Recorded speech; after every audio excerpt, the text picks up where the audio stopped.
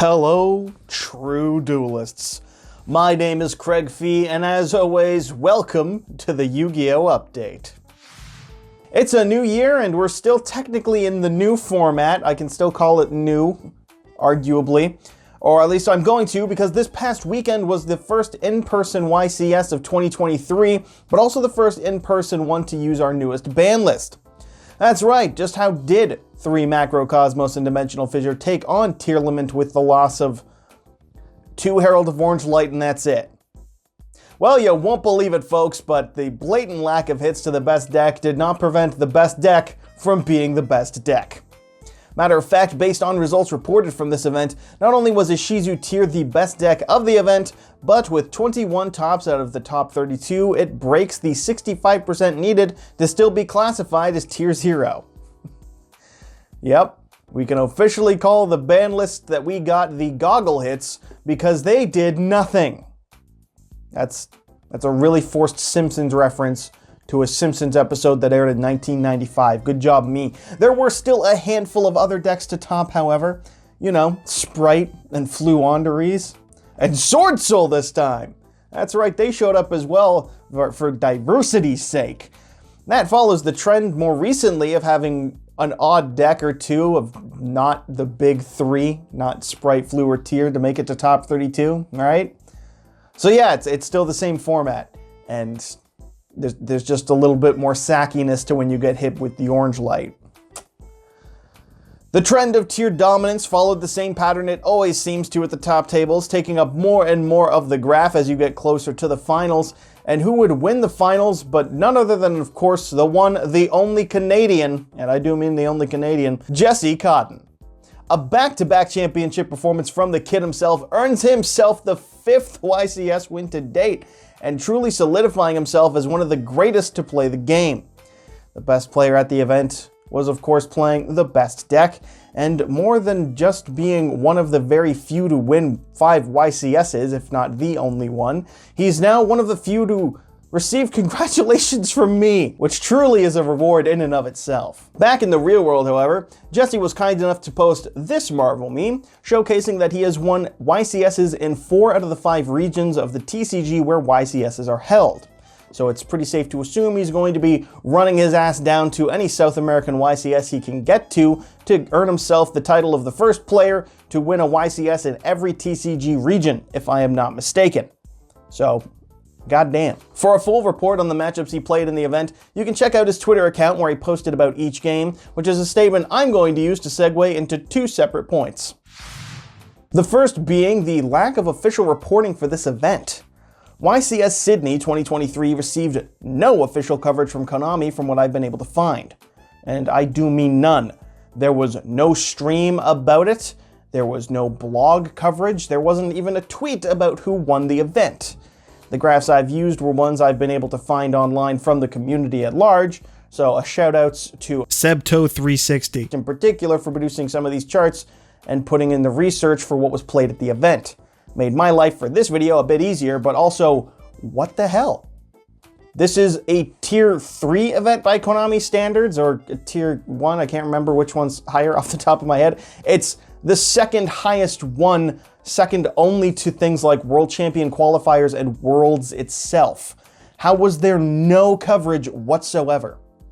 Look, I get it. When Jesse Cotton is in the finals at every single YCS, it gets a little old to report on it. I can attest to that fact doing it each and every, week that there's a YCS. It's basically become the meme that if you're going to attend a YCS in a TCG region, you should be preparing to face Jesse in the finals. That just seems to be the thing. He is the final boss of every YCS, seemingly. You've got not just one of the best players today, but really one of the best players in general, tearing it up on the competitive scene.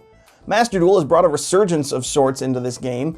Big name content creators are using it to play the game. Why the fuck aren't we gassing up our real events? You've got a potential certified GOAT playing your events in real time, Konami. Let's gas him the fuck up.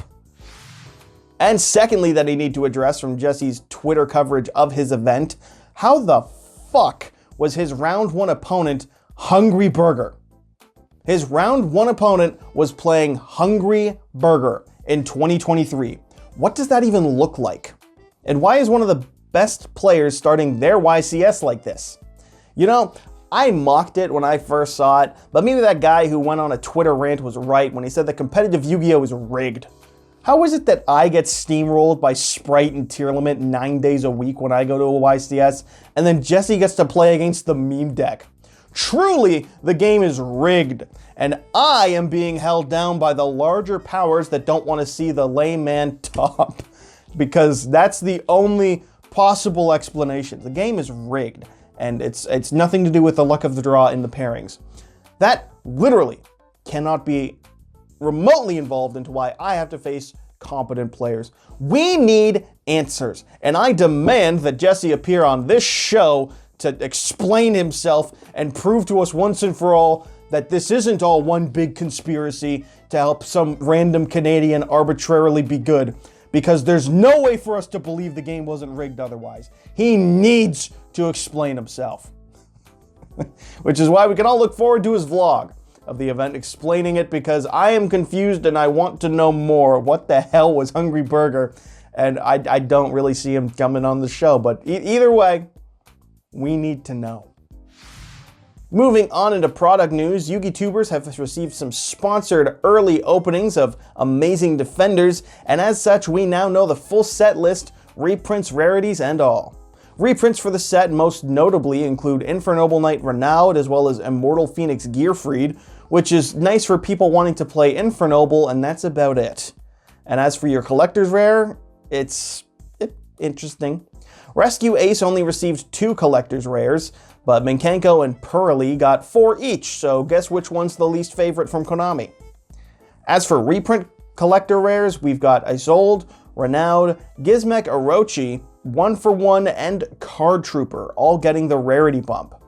Now, I don't know exactly what it was I was expecting from this set alongside the 3 archetypes, but I can say that beyond some neat text, nothing here in the collector's rare slot really tickles my fancy. So, I just hope it all settles down price-wise real quick, and then I can have a not horrendously expensive max rarity Pearly deck. That'd be cool.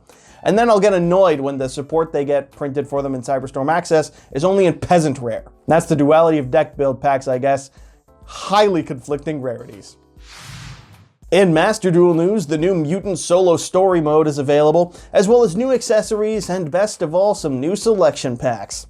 Heroic Warriors will be available for the release of Therian, Libromancer, Vendread, and Heroic Monsters, and more interestingly to me, the Recollection of the Story Pack, which offers many of the cards featured in various story modes in Master Duel.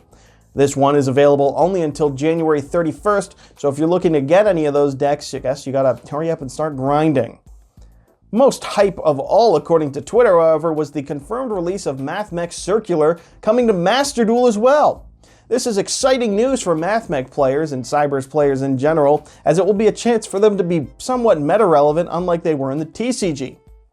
Granted, there was maybe an event or two where they were relevant or hyped up before tier limits really curb-stomped any chance of that being a thing. So, that no disrespect to them, I'm just saying they aren't that good in the grand scheme, but it'll be pretty fun to play it regardless, not against, tier limits. So, in Master Duel, you can look forward to that. Just go spend those gems. In community news, I didn't see a lot worth mentioning in regard to Yu-Gi-Oh! Community-wise this week. Unless you count people hating on Little Karibo as community news. Little Karibo, of course, being the creator of the Yu-Gi-Oh! Abridged series, wherein he went online to say that you shouldn't hate and harass people responsible for dubbing animes, which naturally led to only rational and responsible discussion over the internet, I can assure you. Because he came out and he said he likes pancakes and was immediately berated for hating waffles, to use an analogy. Look, I'm not gonna lie, I didn't really look into this, it just kind of popped up on it, and I'm like, I guess that's community news. Because the only other alternative I have is, what, Farfa got good internet again? That's the community news this week? Surely I gotta be able to find something a little more than that, right? But clearly I didn't, so there's your community news. Forget Little Karibo, and Farfa has internet again. Go spam the fish. Go spam Joel. And yeah, I'm not scared. I'll promote my own stuffs as well. Cooking with Craig is not just a poster child example of the importance of SEO on YouTube, but also a deck profile, kinda. Look, I think it's a solid little meme video with a terrible name in regard to being a video about Yu-Gi-Oh!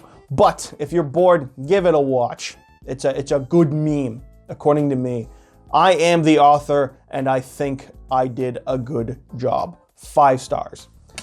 And that's it. Thanks today, of course, go out to our sponsor, as always, the LIFD Magnetic Display.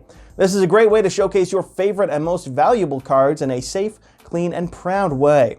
The same way you want to display all your cards in a way that makes people who come over to your place say, wow, you've got a trading card on display. And then you turn to them in an authentic human means of communication, respond, yes, I do, and it's all thanks to LIFD's Magnetic Display, which I purchased using real human money and got 15% discount from YGO Strats from by using promo code YGOStrats15 that was automatically applied when I clicked the link in the description of his video. And then they'll say, me too, thanks. And everyone wins, and then that's it. That's a real thing that could happen. You could do it. You could make that your reality. Really, if you want to grab yourself a display for your favorite card or any sort of thing, you can do that, support the channel, and get a little discount all in one go. So check them out, links in the description, and thanks to LIFD for the support as always. And so, that'll wrap it up for this week's update. As always, I've been your host, Craig Fee. Thank you so much for watching, and don't forget to subscribe to YGO Strats for next week's update to impress your smoking Italian wife, and so that you too can be a true duelist. Excuse me? What is a hungry burger?